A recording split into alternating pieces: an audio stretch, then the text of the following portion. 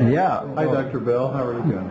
Doing great, thanks, Lee. You were talking to us a little bit about the implications of dentistry and some of the medical parameters and how we could screen for heart disease in a dental office. Could you comment on that? Yeah, well, first of all, we know that a condition we call insulin resistance, which leads to type 2 diabetes, but long before that, it's going to damage the artery. So insulin resistance is the biggest cause of arterial damage. So being able to diagnose that in a patient before they're diabetic is extremely valuable. And anytime you identify insulin resistance, that patient deserves a very thorough cardiovascular workup. There was a study published recently that tells us how the dentist, in a very simple way, can identify these individuals.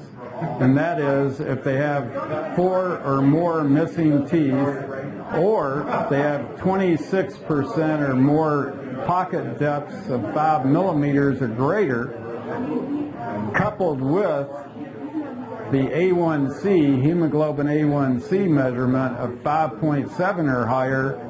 With 92% confidence, they can look at that patient and say, you have insulin resistance, you're headed for diabetes, but more importantly, you're damaging your arteries.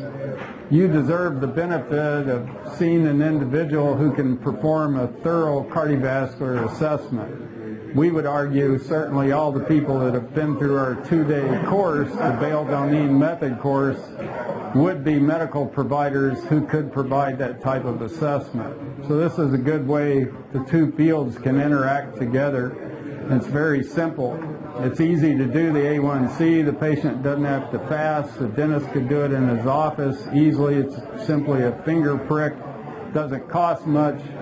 If that's 5.7 or higher, and the patient has 4 missing teeth or more, and or 26% of their pockets are 5 millimeters or greater, 92% chance that patient's insulin resistant.